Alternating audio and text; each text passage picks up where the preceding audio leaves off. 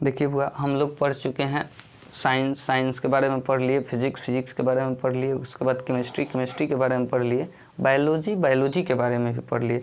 आज हम लोग 10th बायोलॉजी का प्रथम चैप्टर स्टार्ट करेंगे, ठीक है, जिसका नाम है जैव प्रक्रम।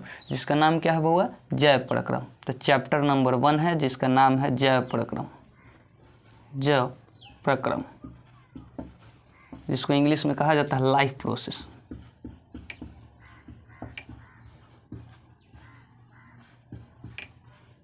लाइफ प्रोसेस, ठीक है, जिसको इंग्लिश में बोला जाता है लाइफ प्रोसेस, जैव प्रक्रम। देखिए होता क्या है बुआ कि जो जैव प्रक्रम है ये 2 वर्ड से मिल करके बना है, ठीक है। प्रथम का नाम है जैव, ठीक है, और दूसरा का नाम है प्रक्रम। प्रथम का नाम है जैव, दूसरा का नाम है प्रक्रम।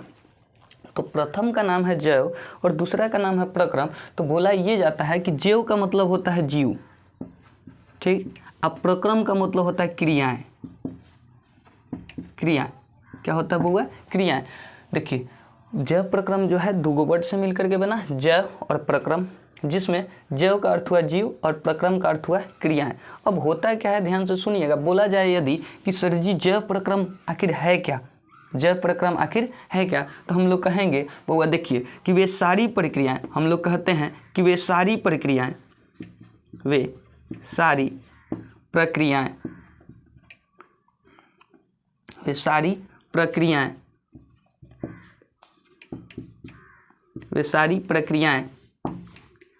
जिनके द्वारा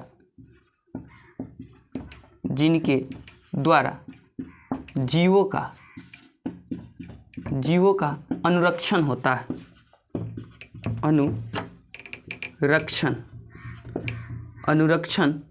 है, जिनके द्वारा जीवों का अनुरक्षण होता है, जैव प्रक्रम कहलाता है, जैव प्रक्रम कहलाता है।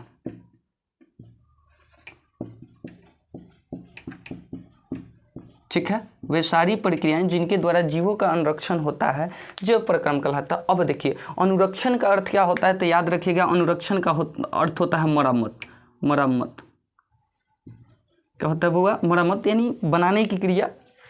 जहाँ भी कुछ बिगड़ जाती है वहाँ बनाने की क्रिया को मरम्मत कहते हैं, और मरम्मत को बायोलॉजी में हम लोग अनुरक्षण के नाम से जानते हैं। तो वे सारी प्रक्रियाएं जिनके द्वारा जीवों का अनुरक्षण होता है जैव प्रक्रम कहलाता है। अब चलिए, तो वह कौन सी प्रक्रिया है जिनके द्वारा हम लोग जीवों का अनुरक्षण करते हैं? तो उस प्रक्रियाओं का नाम क्या है? तो उस प्रक्रिया का नाम है, प्रथम का नाम है बुआ पोषण। किस प्रक्रिया द्वारा करते हैं? तो उस प्रक्रिया का नाम है पोषण। सेकंड का नाम है बुआ श्वसन। थर्ड का नाम है बुआ उत्सर्जन। और फोर्थ का नाम है परिवहन। ठीक है, प्रथम का नाम है पोषण, दूसरे का नाम है श्वसन, तीसरे का नाम है उत्सर्जन और चौथे का नाम हुआ ये परिवहन। ठीक है, आज हम लोग सबसे पहली बात यह है कि आज हम लोग जो पढ़ेंगे उसका प्रथम नाम है पोषण, और हम लोग आज पोषण के बारे में पढ़ेंगे। किसके बारे में पढ़ेंगे? पोषण के बारे में। देखिए एथी कहता है, एनसीईआरटी कहता है कि एक चैप्टर में 4 चैप्टर है। कौन? तो देखिए जैव प्रक्रम में हमारा 4 चैप्टर सम्मिलित है। कौन कौन? पोषण, श्वसन, उत्सर्जन और परिवहन। लेकिन भारतीय भवन कहता है कि नहीं, ये 4 चैप्टर अलग अलग है। ठीक है, तो हम लोग पहले भारतीय भवन से आप लोग देखें तो, या एनसीईआरटी से देखें तो हम पढ़ाएंगे जिसमें सभी के सभी सम्मिलित रहेंगे, जिसमें बोगा हम डायरेक्ट हम ये बोल रहे हैं कि हम पहले पोषण के बारे में पढ़ेंगे। ठीक है, किसके बारे में पढ़ेंगे बोगा? पोषण के बारे में पढ़ेंगे। तो चलिए पोषण क्या होता है? तो देखिए पोषण का परिभाषा होता है हुआ कि पोषक तत्व को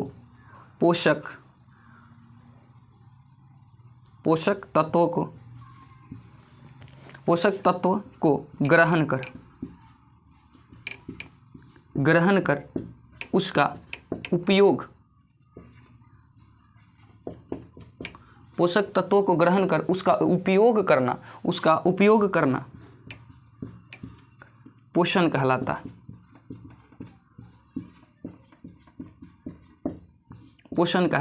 उसका उपयोग करना पोषण कहलाता है। पोषक तत्वों को ग्रहण कर उसका उपयोग करना, पोषक तत्वों को ग्रहण कर उसका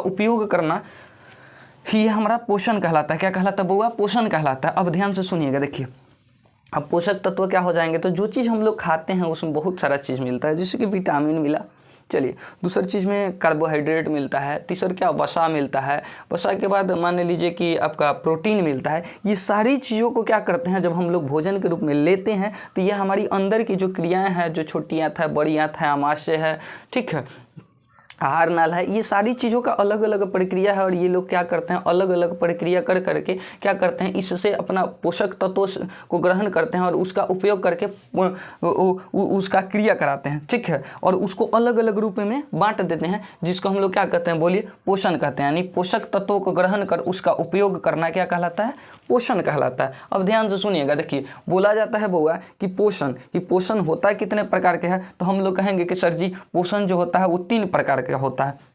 पोषण भले 2 प्रकार का होता है, कई प्रकार का होता है, 2 प्रकार के। तो यहाँ से हम लोग लिखते हैं पोषण के प्रकार,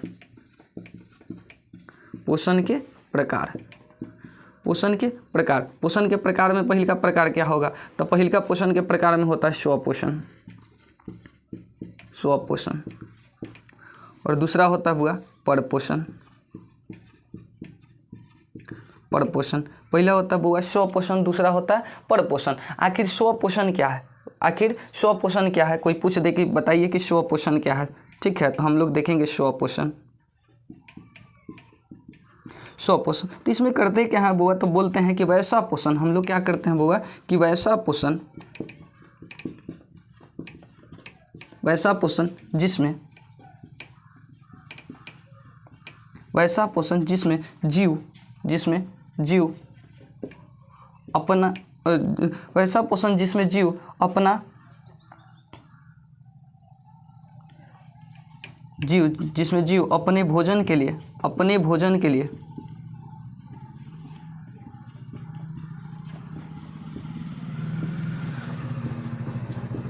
अन्य जीवों पर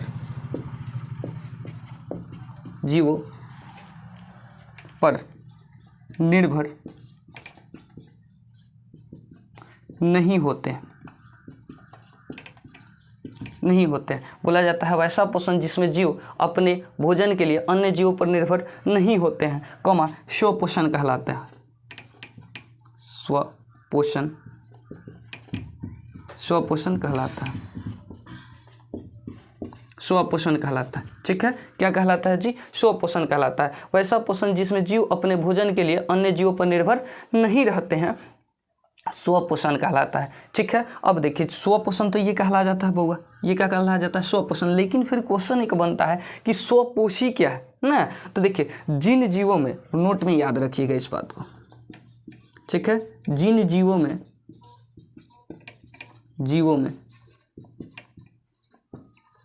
स्वपोषण होता है, स्वपोषण होता है, वह स्वपोषी कहलाते हैं, वह स्वपोषी कहलाते हैं, वह स्वपोषी कहलाते हैं। जिन जीवों में स्वपोषण होता है, जिन जीवों में स्वपोषण होता है वह स्वपोषी कहलाते हैं, वह क्या कहलाते हैं बउआ, स्वपोषी। देखिए स्वपोषण का जीता जाता उदाहरण जो है हमारे हरे पेड़ पौधे हैं। तो नोट नंबर 1 ये याद रखिएगा, नोट नंबर 2 याद रखिएगा कि सभी हरे पेड़ पौधे, सभी हरे पेड़ पौधे, सभी हरे पेड़ पौधे स्वपोषी होते हैं, स्वपोषी होते हैं, सभी हरे पेड़ पौधे स्वपोषी होते हैं। इस बात को ध्यान में रखिएगा। देखिए वैसा पोषण जिसमें जीव अपने भोजन के लिए अन्य जीवों पर निर्भर नहीं होते हैं, स्वपोषण कहलाते हैं, ठीक है। जिन पौधों में स्वपोषण होता है वह स्वपोषी कहलाता है। जिन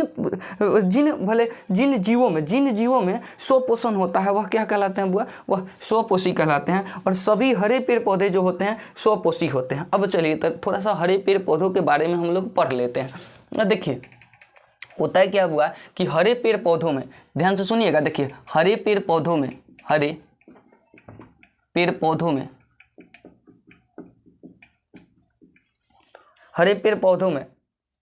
एक रचना होती है, एक रचना होती है।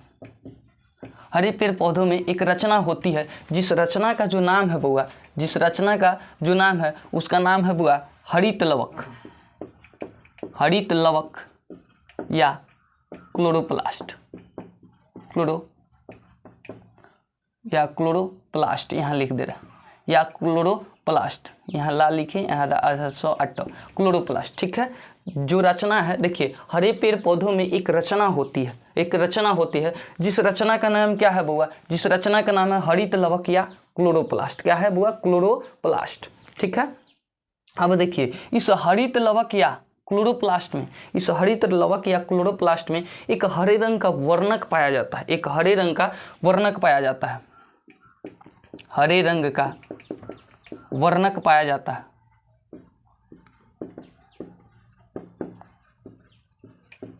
और वर्णक पाया जाता है जिसका नाम जो है, इस याद रखिएगा, इस हरित लवक या क्लोरोप्लास्ट में एक हरे रंग का वर्णक पाया जाता है जिसका नाम है बुआ, जिसका नाम है पूर्ण हरित या क्लोरोफिल, जिसका नाम है पूर्ण हरित या क्लोरोफिल। जिसका नाम क्या है बुआ? पूर्ण हरित या क्लोरोफिल। ध्यान से सुनिएगा, देखिए हरे पेड़ पौधों में एक रचना होती है, जिसे हरित लवक या क्लोरोप्लास्ट कहा जाता है। दूसरी चीज क्या होती है? हरे रंग का वर्णक पाया जाता है उस लवक में, यानी हरित लवक या क्लोरोप्लास्ट में एक हरे रंग का वर्णक पाया जाता है जिसका नाम क्या है? पूर्ण हरित या क्लोरोफिल। इन क्लोरोफिल के कारण ही, सुनिएगा, क्लोरोफिल के कारण ही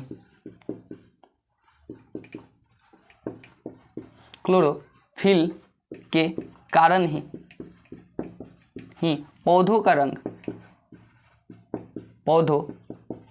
रंग हरा होता है। ठीक है बुआ, पौधों का रंग हरा होता है, क्लोरोफिल के कारण ही पौधों का रंग हरा होता है। तीसरी चीज, एक क्वेश्चन पूछा जाता है कि बोलिए क्लोरोफिल में कौन सा धातु पाया जाता है? तो कहेंगे कि सर जी क्लोरोफिल में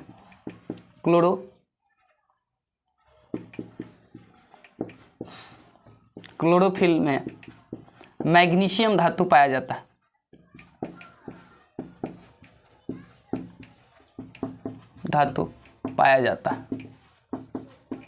मैग्नीशियम धातु पाया जाता है क्लोरोफिल में, मैग्नीशियम धातु पाया जाता है। क्लोरोफिल में कौन सा धातु पाया जाता है बुआ? मैग्नीशियम धातु पाया जाता है। चलिए तो थोड़ा सा मैग्नीशियम के बारे में देख लेते हैं, आखिर मैग्नीशियम होता क्या है। तो देखिए, मैग्नीशियम एक हमारा धातु तत्व है। क्या है? एक हमारा धातु तत्व है। ठीक है, मैग्नीशियम, जिसको बुआ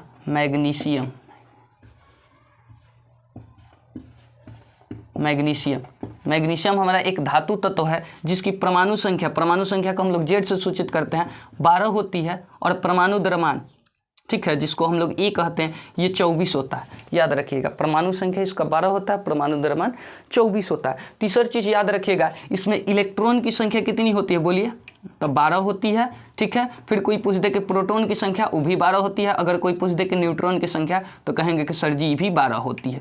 ये भी कितनी होती है? 12 होती है। देखिए बुआ, आज हम लोग पढ़े कि जैव प्रक्रम क्या है, उसका परिभाषा क्या है। ठीक है, वो जैव प्रक्रम, तो वे सारी क्रियाएं जिनके द्वारा जीवों का क्या होता है, वे सारी क्रियाएं, ठीक है, वे सारी क्रियाएं जिनके द्वारा जीवों का क्या होता है, बोलिए, अनुरक्षण होता है। जिसके द्वारा जीवों का अनुरक्षण होता है, मरम्मत होता है, जिनके द्वारा जीवों का अनुरक्षण होता है, मरम्मत होता है, उसे हम लोग जैव प्रक्रम कहते हैं। ठीक है, उसके बाद हम लोग मतलब ये पढ़ें कि देखिए आखिर मरम्मत किन बातों का होता है, अनुरक्षण किन बातों का होता है। तो पहला है पोषण, दूसरा है श्वसन, तीसरा है उत्सर्जन, चौथा है परिवहन।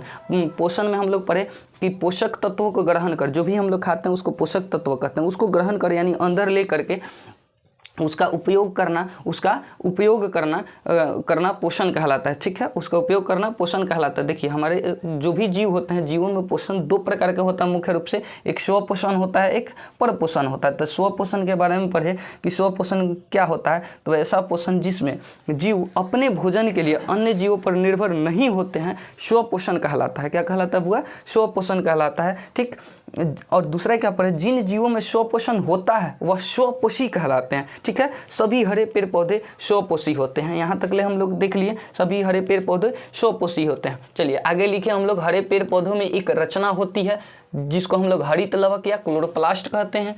ठीक है, हरे रंग का और हरितलवक या क्लोरोप्लास्ट में एक हरे रंग का वर्णक पाया जाता है जिसका नाम क्या है, जिसका नाम है पूर्ण हरित या क्लोरोफिल। इस क्लोरोफिल के कारण ही पौधों का रंग क्या होता है, हरा होता है। दूसरा चीज बोला जाता है कि इसमें कौन सा धातु पाया जाता है, तो इसमें क्लोरोफिल पाया जाता है। क्लोरोफिल में मैग्नीशियम धातु पाया जाता है। कौन धातु पाया जाता है, मैग्नीशियम धातु पाया जाता है। फिर मैग्नीशियम के बारे में देख लिए, इसकी परमाणु संख्या 12 होती है, परमाणु द्रव्यमान 24 होता है और इलेक्ट्रॉन इसमें 12 होता है, प्रोटॉन भी 12 होता है और न्यूट्रॉन भी 12 होता है। चलिए आज भर के लिए क्लास हमारा इतना ही, आप लोग स्क्रीनशॉट ले सकते हैं। दूसरी बात बउआ, थोड़ा आप लोग जितने भी 10th के विद्यार्थी हैं इसका क्या कीजिए, इसका थोड़ा सा इसको शेयर कीजिए ना, और मेरे चैनल को सब्सक्राइब कीजिए और थोड़ा कमेंट में ये बात बताइएगा कि जो भी हम पढ़ाते हैं वो आपको समझ में आता है कि नहीं, पहली चीज़।